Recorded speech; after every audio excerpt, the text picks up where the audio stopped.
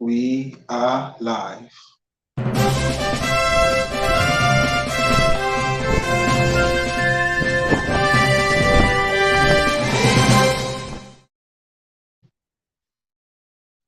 Greetings, everyone, my fellow Nigerians, wherever you are, whether in Nigeria or outside Nigeria, I bring you warm greetings. I am your humble host, Dr. Edmond Ikeh, hosting Nigerian Constitution and Your Rights. Nigerian Constitution, Know Your Rights. It's a show every Tuesday, 9 p.m. Nigerian time, 3 p.m. U.S. Central Time, 4 p.m. U.S. Eastern Time, powered by the Global Coalition for Security and Democracy in Nigeria. We talk about the Constitution of the Federal Republic of Nigeria, 1999 as amended. And I like to bring in guests that are in the legal practice in Nigeria to give us a proper understanding of the Constitution so that we can learn together and become better citizens of the Federal Republic of Nigeria and know our duties and do them properly and in order to hold our leaders accountable. And today joining us is our amiable legal student, UC Maxwell. I'll invite him to the studio so that we can start the conversation proper. Before UC Maxwell introduces himself, please take a moment, all of you out there watching, to share the link, share, like the show, and participate in this conversation. Ask questions. Do not be shy, okay? This show is for all of us. Thank you very much. Over to you, UC Maxwell. Say hello to our audience and as we go about the show.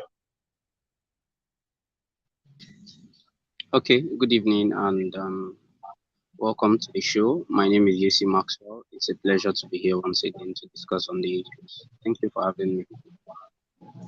Thank you very much. Welcome to the show. Today's topic is going to be the economic objective of government.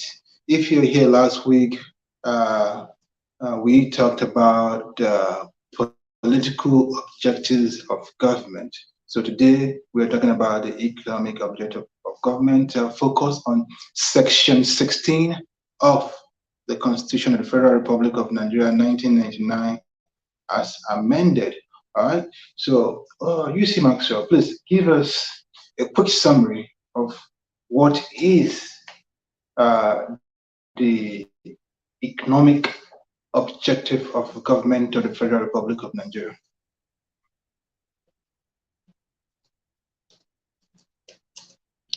Okay, thank you very much. Now, the Constitution, which we have been discussing about under Chapter 2, particularly Section 16, which is the focus of our discussion this evening, talks about the economic objectives of every government.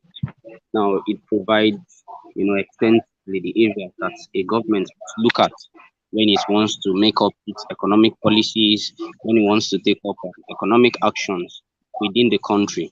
Now, every government that comes into power shall, within the context of the ideals and objectives as provided under Section 16, make its policies, make its appointments, enter into businesses, enter into treaties and the likes for the sake of the economic welfare of the Nigerian state.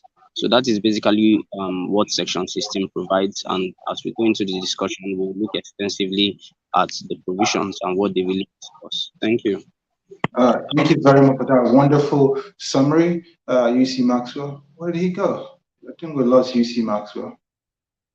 That's a wonderful summary of what the economic objective of government is. Like, we're not talking about the economic objective of just the federal government. We're talking about the economic objective of all government in Nigeria. That is the local government, the state government, and the federal government. Okay, so we're not just talking about just the federal government, because I know Nigerians are always hung up on just federal government. Whenever we talk about government, every Nigerian have the antenna right of, oh, federal government. No, when we talk about government, we're talking about all levels of government: the local government, the state government, and the federal government. And not just these levels of government, we're also talking about the branches of government: the executive government, which is president and deputy and its vice president, and all those, their ministry that they appoint. And then we're talking about the legislative government, which is the lawmakers, the senators, and the House of Rep members in the federal level, and while the state have a House of Assembly in the state level.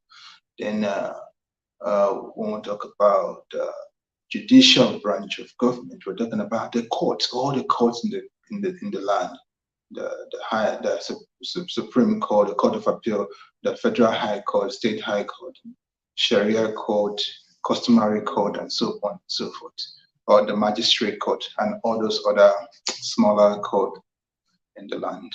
So that is what we always talk about government in all its entirety, not just one level of government or one branch of government, but all branches of government and all levels of government. Okay. Before we start going section by section, or I mean subsection by subsection of section 16, I would like to get UC Marx's opinion on what he thinks. He gave a good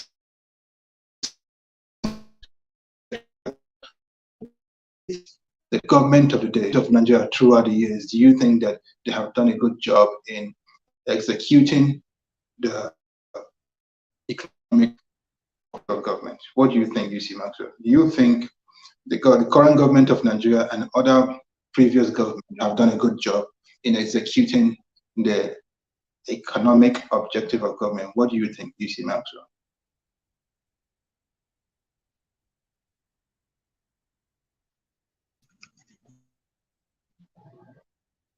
We have two UC Maxwell. Oh, one. Network. UC Maxwell is having some network challenge. Did you get that question, UC? Yeah, I don't know if you can hear. Can you hear me now? I can hear you loud and clear. Did you get the question, or should I repeat it? Yeah, kindly repeat the question. Okay, I think you gave a wonderful explanation or a summary of what objective economic objective of government is in Nigeria. So I'm asking, do you think this current government we have and previous government, have they done a good job in executing or in showcasing or living in line with the economic objective of government? How would you rate them?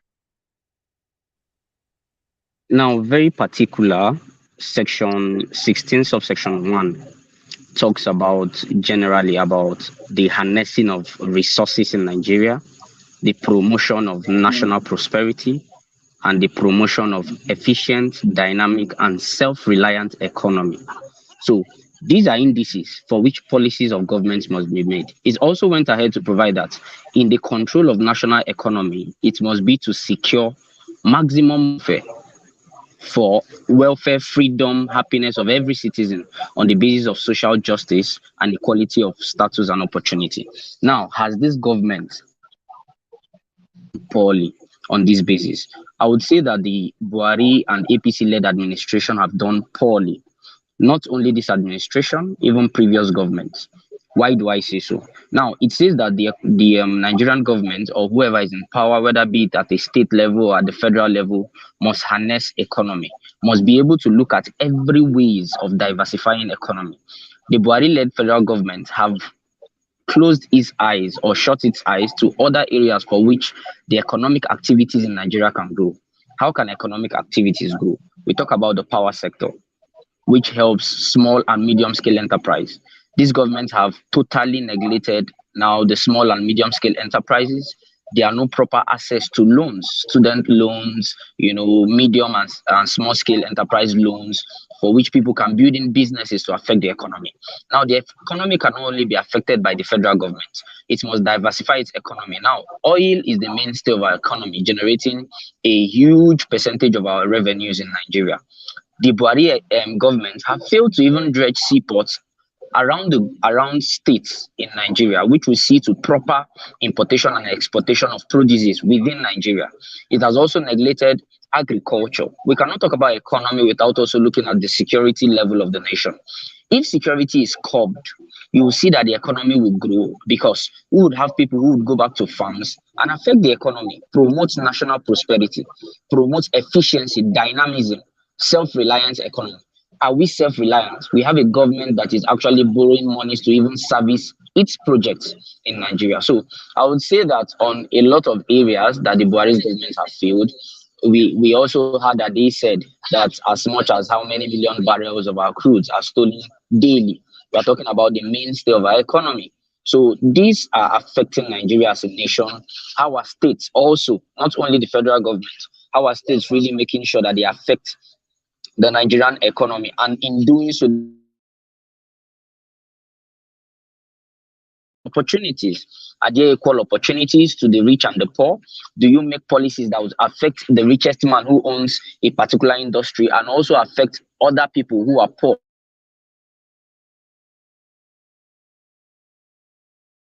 The government must look into in creating Thank policies you to very much. affect the economy. Thank you very much for that brilliant summation. Indeed, UC Maxwell, you're very right that the government have failed woefully. You mentioned the Buhari administration, but it's not just Buhari administration, it's every other administration after that, because it's not, we did not start having issue of seaport under Buhari.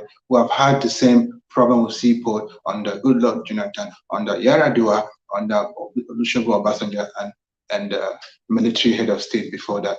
So, well, thank God that the people are beginning to become more politically engaged, politically active, and asking questions. And we need to keep asking this question and move the government in the right direction. So yeah, I'll go back to before I continue.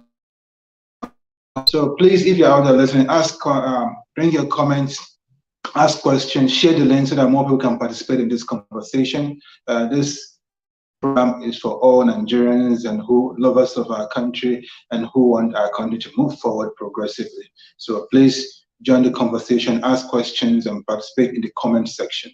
I think Rita, I love the Rita Maxwell. It's Rita English. Sorry about that. Rita English said, "Good evening, everybody. It's great to be here. It's always great to have you, Rita. Thank you very much for being a consistent participant in this show. Please don't forget to ask questions. This is a very important segment. Actually, the whole chapter 2 of the Constitution is very important because it's telling us what the government is supposed to do. What is the objective of government? The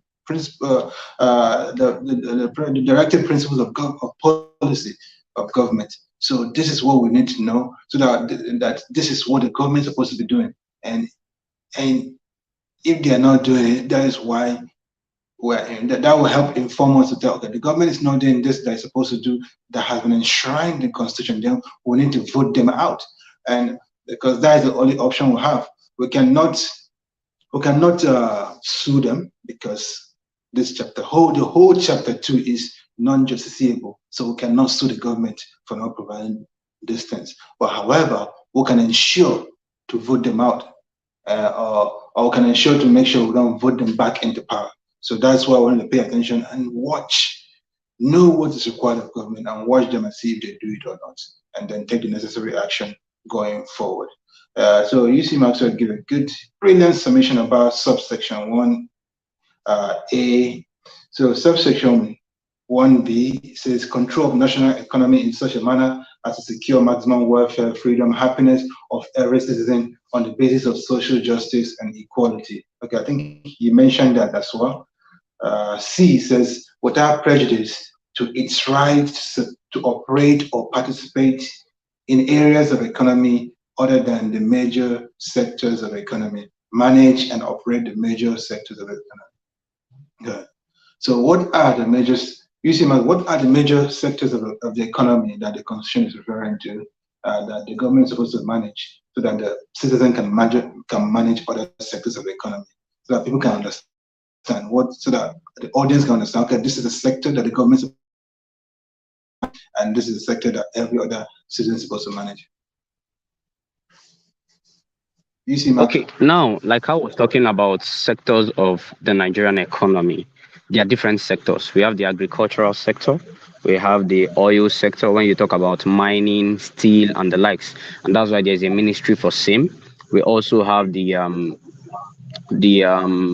business, small scale enterprise, and the likes. We have companies, the private sector, of course, which they affect in different areas. Even the private sectors, those who own oil wells, those who engage in agricultural activities and the likes. Now, these are major sectors for which Nigeria looks into to make sure that it harnesses its revenues in economy. Now you talk about taxes, every nation, of course, tax its citizens. Now, in the economy, the entirety of these sectors must be harnessed properly. It's very, very important to note that these major sectors must not be joked with, because it is an aberration to tell us that as much as the quantity we are hearing from medias, that these are the amounts of our crude that is being stolen on a daily basis, and the government is not keeping check. Nobody is being sued. Nobody is being fired from offices. Nobody is being taken to court. Nobody is being sentenced to jail. So these are important questions. The Buhari's government, how much has it paid, or the governance? I must not even only talk about the Buhari's government. Every government in every area, how much has it paid into agriculture? Very, very important. These are major areas. Prior to the founding of oil in Nigeria, agriculture was the mainstay of the Nigerian economy. It's very funny that we used to be the largest exporters of cassava, cocoa, groundnut, and all these things, but we are nowhere to be found. We talk about rice. In fact, as we speak, there was a 12 billion naira investment of the Koschari's rice farm, which is underwater as we speak. Some sections of the country are flooded, and the government is not saying anything. The government is not doing anything. The National Emergency and Management Agency and the State Emergency Management Agency, SEMA and NEMA, are doing nothing to see that these issues are controlled, because they are aware that floodings are going to affect Nigeria. There was a treaty between Nigeria and Cameroon to see that the dams that are open over their own countries, that there is a dam in Nigeria which will sustain these particular waters, and the Nigerian government failed in its own part to see this happen. Now it is affecting the economic system.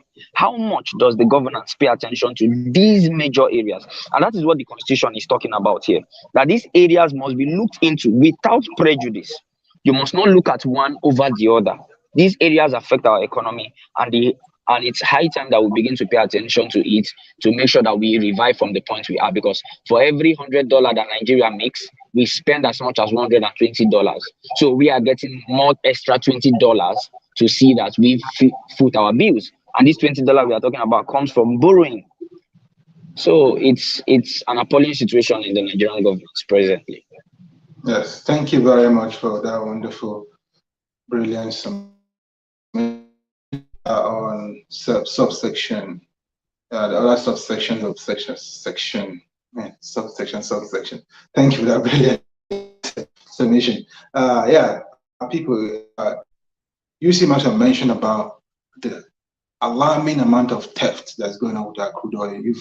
We don't have to tell you, you've heard it yourself in the media and the national news, TVs, and even paper prints. So it's shameful. We are losing that much amount of money. And can you believe that oil producing nations are making money at this point of time? They are rich, they are getting richer. But Nigeria is the only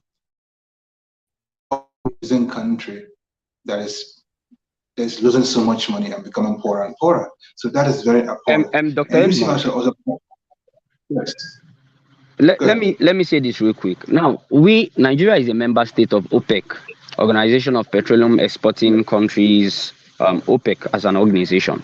Now, we do believe that of all the countries who are members of OPEC, Nigeria is the only country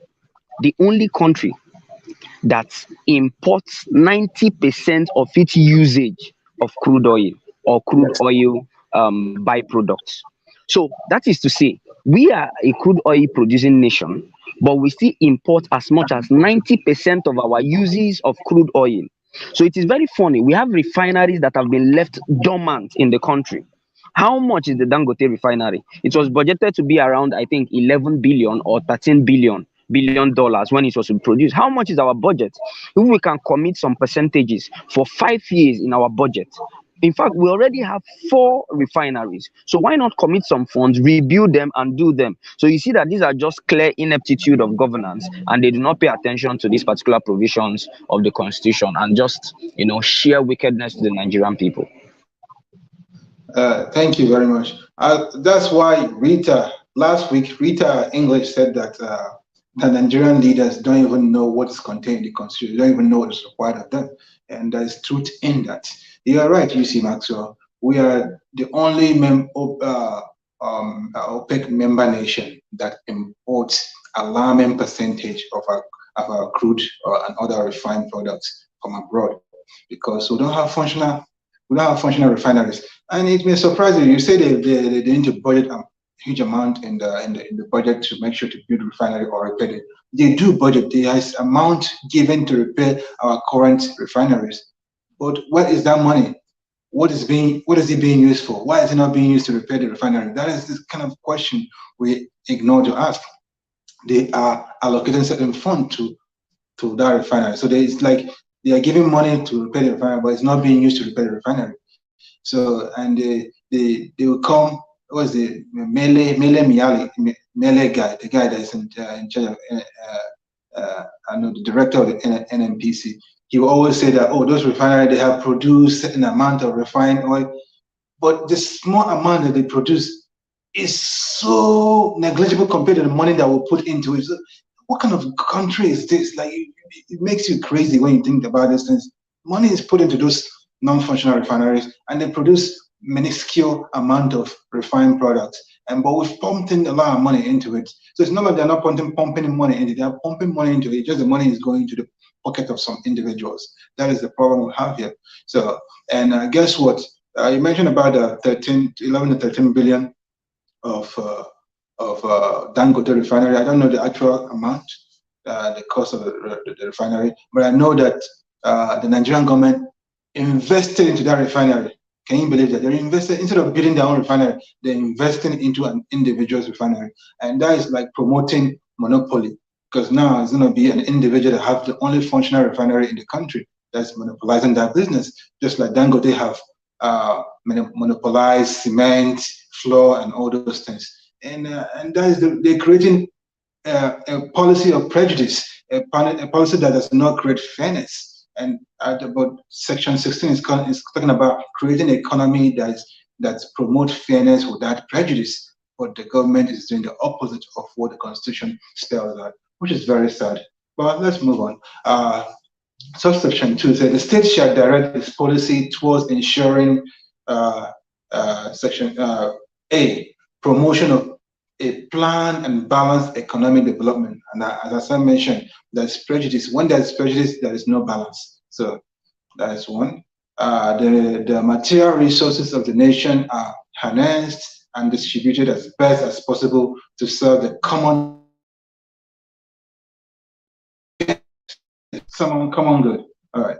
That the economic system is not operated in such a manner as to permit the concentration of wealth or means of production exchange in the hands of a few individual or group.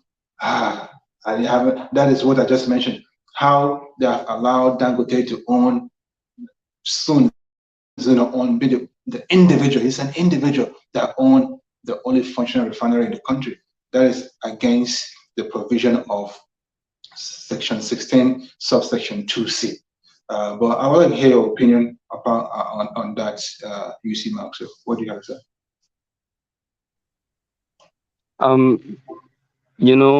I was going to mention the Dangote issue, but I would come to that. Now, countries are judged by metrics, different metrics, HDI, GDP, and it is by these metrics that countries are grouped into first world, second world, third world countries. And this enable people understand the kinds of economy that these particular groupings operate. Nigeria falls into a third world countries, and these are the reasons. If you look at the provisions of Section 16, Subsection 2, it tries to envisage a state or a nation where all resources, all economic resources, policies, and the likes are made sure to go round the nation without concentration in a particular state or local government, and without concentration in a few people. It is funny that the chunk of our resources are in the hands of a very few people. Speaking about the Dangote thing, now there is no family in Nigeria, I would say, no matter how I want to exaggerate it, there is no family in Nigeria that there is no Dangote presence in that household. No family, either by your salt, either by your sugar, either by the cement you used in building your house and the likes. These are not supposed to be so. Businesses should be promoted. Yes, I agree. Now, in times past, there have been issues regarding the permission to produce cement or exportation and importations regarding these issues between the Bua producing, Lafarge, Dangote, and the likes. You would see that the government of the day continues to give it to a very few people. For instance, Dangote, it is actually a slap on our face in the Committee of Nations that a country like Nigeria would be investing in the refinery of an individual with failure to fix its own four existent refineries or to even build new refineries. It is actually a slap. So that is what this particular subsection is saying, subsection 2, that there is a planned and balanced economic development system that will be made by all governments to see that these resources do not stay in the hands of few individuals. It goes round. It does not stay in the hands of a few states. It goes round. And that is why I have a problem that states which are not committing to the federal government revenue are still receiving, well, large packages at the end of the month. That, suitable, you did not even read the provision of subsection 2 paragraph D that states that suitable Yeah, and adequate minimum wage. shelter, suitable Yeah. suitable and adequate food, reasonable national minimum living wage, old age care and pensions, and unemployment, sick benefits, and welfare of the disabled are provided for all citizens. It is through these revenues that government generates that these can be provided. And it is appalling that the government have neglected these people. We have the old people.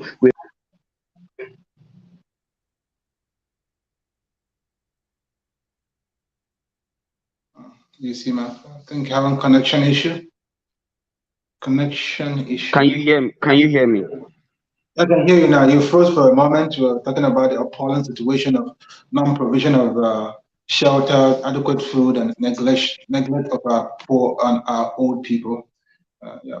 Yes, when you look at the job people of the south, from where these oils are gotten, they've been neglected. A cleanup program was made for them, but how much have they done in the cleanup program? How much amenities are these people giving, even though it is from their societies that the oil which contributes to the major revenue of the nation are gotten from? So the nation must, the government must open its eyes, bring up policies that is all inclusive, bring up planned development systems that would affect every area of Nigeria. If we must truly claim that it is one Nigeria, the policies and principles and distribution of wealth, of government revenue, of economic plans and systems must go round to all nook and crannies of the country. So it's very, very important and must not be taken for granted. Yes. Thank you, brother. It cannot be taken for granted.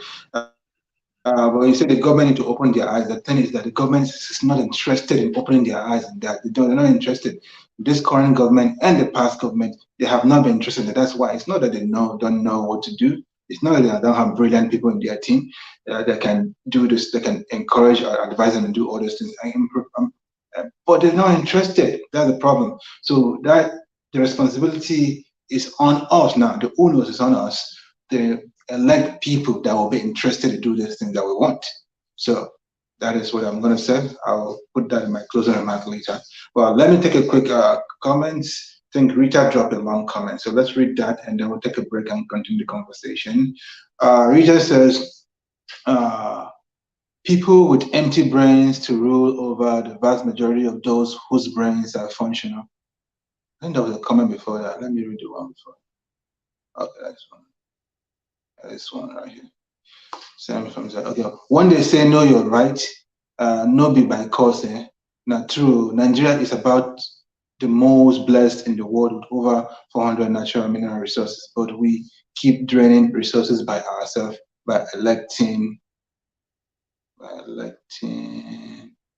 people. Okay, that's gonna by electing people with empty brains to rule over the vast majority of those whose brains are functional. As we speak today, some Nigerians are rooting for Tinubu, whose rightful place is in the old people's home. Or read that the para today. So over a vibrant intelligent plus capable Peter Obi as president come 2023. So tell me, can you give what you don't have, please? Rita, no one can give what you don't have. You can only give from what you have. If you have nothing, you can give nothing. So yeah, Tinubu is supposed to retire from politics and take good care of his health, but he doesn't want to take care of his health. He wants to be president. It's left for me and I, you and I mean, possibly you are in Nigeria.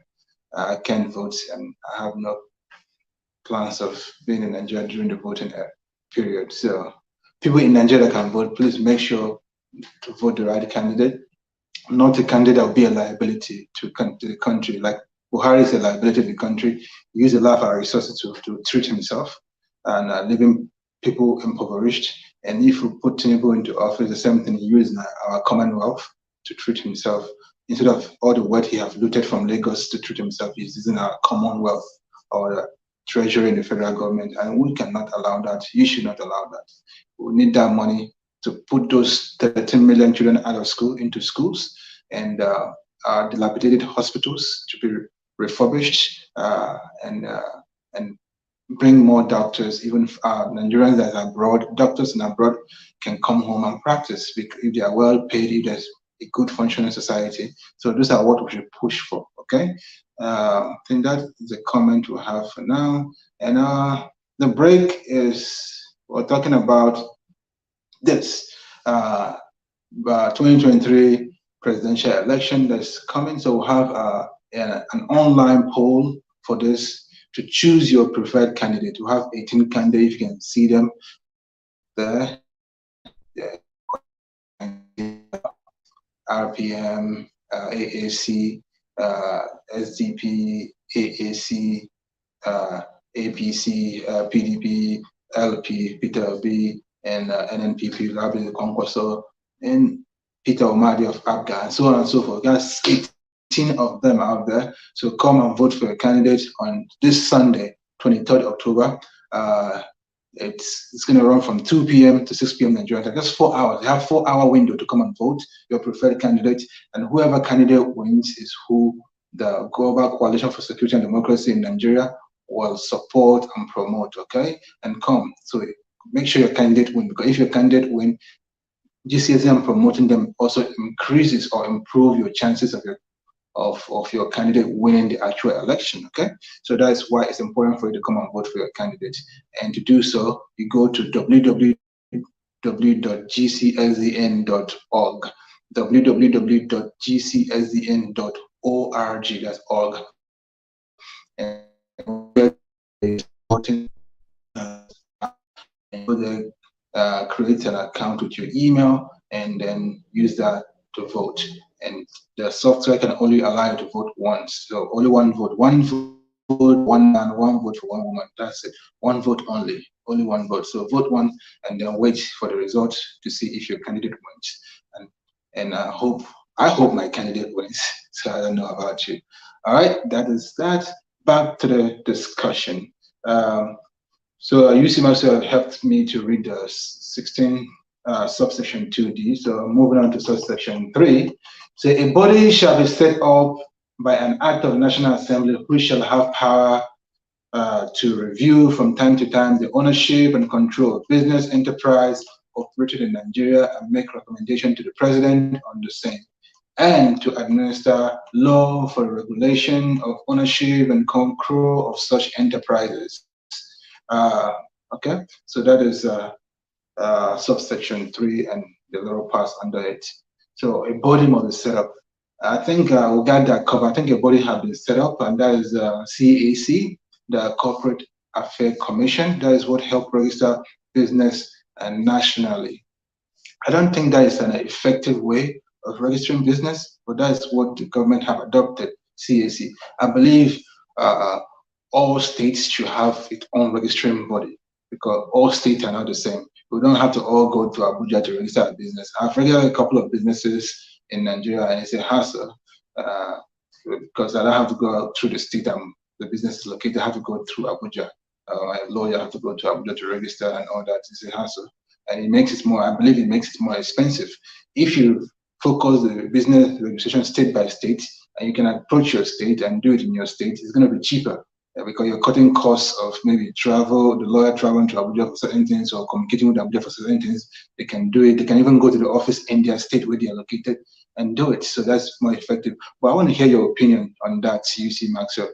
Do you think the structure of the registering body, CAC, is good enough, or do you believe it should be dissolved into state registering bodies for new businesses and so on and so forth? Or does it even exist in states so far? I don't know. I'm not, maybe it exists in state. I just don't know. So please explain to us and help us understand better as someone who is in that field. Okay, thank you for the question. I feel that you've been away from Nigeria for so long, so probably you're not up to date as to a lot of happenings. Now,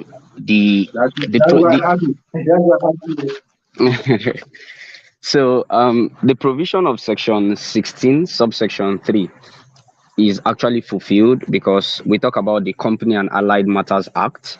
It is a law, a legislation, a federal legislation in Nigeria which regulates the establishment of businesses, partnerships, companies, name it, any kinds of association and the likes. And the body that is, saddled with the responsibility to see to the administration of these provisions is the Corporate Affairs Commission. So you must go through the Corporate Affairs Commission to see that you register businesses. So the section is just simply telling you that, a body must be established, of course, established by CAMA of 2020, that's the newest act, and then that it will review from time to time the ownership and control of such businesses and advise the president on same. And it will also administer any law for the regulation of such, which the law I talked about is CAMA. Of course, there are other sub-legislations which see to the establishment of other enterprises. That some companies have some peculiarities. For instance, you want to register a school, you want to register a bank, and the likes. There are other legislations which also help the CAMA to see to its implementation. Now, talking about the operations of the CAC, I would say that the CAC have been able, I must give them commendation, to improve its system. Now, you can simply register your businesses from the comfort of a website. You don't need to go to the CAC web office or the likes. Now, the CAC also have offices resident in the 36 states of Nigeria. I cannot bet so much that they are everywhere, but they're supposed to be, and I think they are in every state in Nigeria. And of course, the head office here in Abuja. The CAC sees to this registration, and you can register your business, be it a small-scale enterprise, a company limited by guarantee, limited by shares, unlimited companies, and the likes through the CAC and through a website.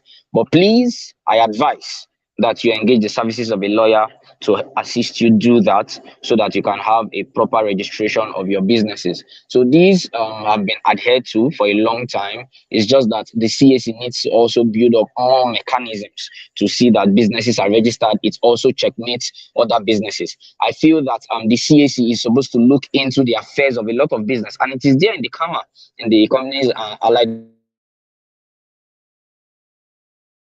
legality and illegalities that businesses operating. There are several allegations against millions of companies before the courts of law, which talks about illegalities that companies operate in that affect some very, very important issues. Thank you very much, UC Maxwell, for that explanation. Yeah, okay. I don't know that CAC have offices in all states, but you say they do, which I don't think they do. I may have in some states, but not all states. But the law that created CAC, that the Corporate Affairs Commission, probably empowered them to have offices in all states. Dr. Edmond. Yes. Just to add, sorry to cut your chain of thoughts. I don't think that there's a state that there is no CAC office, because you know that for every state tries to make sure that foreign companies come into the state, see to the registration and all that. So I don't think for the successes of businesses in Nigeria and the economic revenue of Nigeria, every state should have a CAC office. Yeah, I think you have a high hope in the governance ability of governors of all the states in Nigeria. I don't have that high hope in their ability to do things right. But maybe you are right. Maybe there is CAC office in all 36 states. I don't know. But I just think it's not just all 36 states, like just having a CAC office in all the capital of the state. They should have multiple offices within one single state, because a single state is not just it's not a capital of a single state. It's not the whole state. There are different cities within the state. There are different towns within the state. So we should have multiple CAC offices in one state, not just one office in one state, one office in one state. Like that means we'll have like 36, or plus the Abuja FCT, that means maybe 37 CAC offices. That's too few, very few. So I hope that is not the case. But let's skip that for now and move on to subsection 4. So the purpose of this subsection of this section is the reference to the major sector of the economy shall be construed as the reference to such economic activity as may from time to time be declared by a resolution of the House of the National Assembly to be managed and operated exclusively by the government of the Federation, and until a resolution to the contrary is made by the National Assembly, economic activities being operated exclusively by the government of the Federation on that date immediately preceding the date when this section comes into force, whether directly or through the agency of a statutory or other corporation or company, shall be deemed to be a major sector of the economy. So is that question I asked you earlier, what do they mean by major sector? I think that they took their time to explain what they mean by major sector in subsection 4A.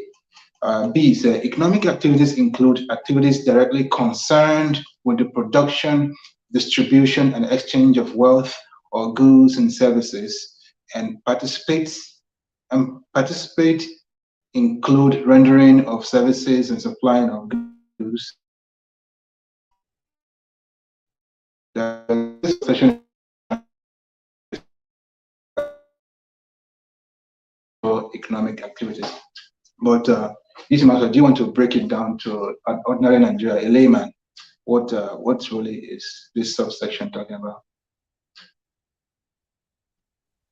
Okay, very simply now, just to throw a little light on section 4 sub A, that major sectors of the economy shall be determined by the National Assembly. That is what it is saying there, that the major sectors of the economy shall be construed as a reference to such economic activities as may from time to time be declared by a resolution of each house of the National Assembly to be managed. So it is on the basis of this that the National Assembly will determine what are the major sectors of economy. Now, when they determine this by any law whatsoever that they want to pass, the government must pay attention to these major areas. Now, they must do this, of course, in consultation with policies around the world. That is why Nigeria must play a great role in attending economic summits, go through. Of course, we have Okonjo-Iweala, who is the DG of the World Trade Organization and all that. Now, coming to subsection B that says that economic activities includes activities directly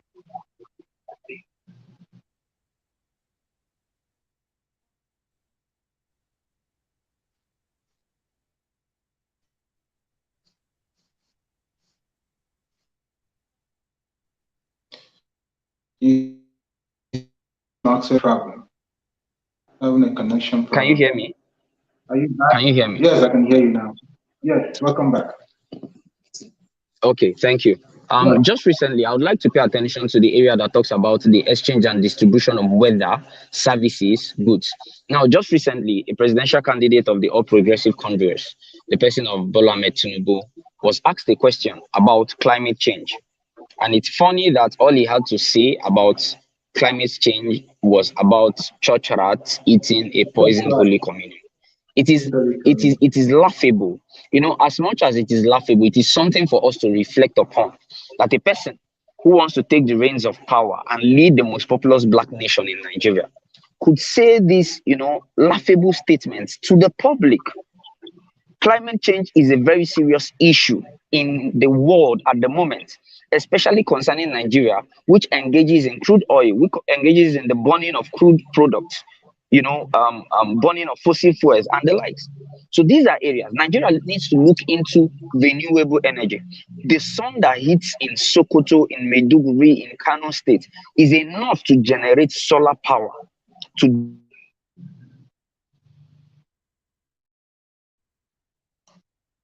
leaving crude oil totally, because of course I don't support leaving your your mineral resource. You can look for modified ways of harnessing these mineral resources, but you need to diversify the economy, bring in this other area, energy through solar, contribute to the national grid for power. Of course, we're having power failures. Alone in this particular 2022, we've had more than 12 what's it called, national grid failures in Nigeria.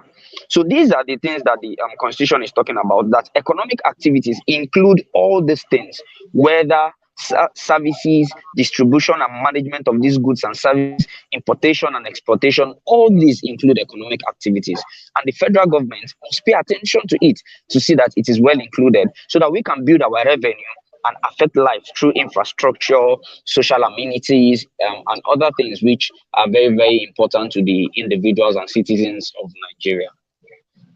Thank you very much for that brilliant summation. I am with you 100%. Government have to do better and looking into all those things that improve our economy. That is the purpose of today's conversation, the economic objective of government. And it's all around economy, not just one side, not just exportation, not just importation, but also increasing or improving our production capacity. And not just our production capacity in oil, but our production capacity in other sectors like agriculture, automobile industry. Nigeria only have how many indigenous motor manufacturing company apart from Innocent Motors? I think there's one in the southwest, and there's another one, Proforce. That Dr. Edmond, yes, it is a pity. It is a very big pity that the federal government have failed to create enabling environment. The government cannot do everything. You cannot employ every citizen and pay them from the government coffers. And that is what this government is mistaken about. You don't just keep creating ministries, keep creating commissions, keep employing Nigerians. These are not how economies are run in the world. Create enabling environment for individuals to participate in the economy. When you look at section 4 sub c, there you will see it. Everybody have to participate in the economy through exchange of services and goods. When you create an enabling environment, reduce taxation for the registration of companies, you will see small and medium scale enterprises begin to proliferate. Repairing of phones, making of gadgets, making of automobiles, and other tech areas which are currently boosting economies around the world. Look at China, look at Japan, look at how much they've done in order to boost the economy. So I don't know. And it's good that the elections are around the corner while we are having these discussions, that people will pay attention and know amongst all. Of course, I have a candidate in the person of Peter Obi who has shown, anyway, let me not sell any candidate on your space, but we must question candidates. Don't sell any candidate on this space. But don't worry. Yes.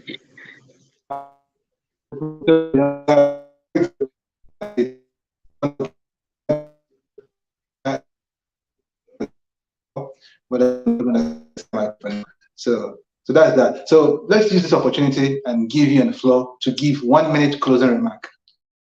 What do you want to say to Nigerians based on the topic, the economic objective?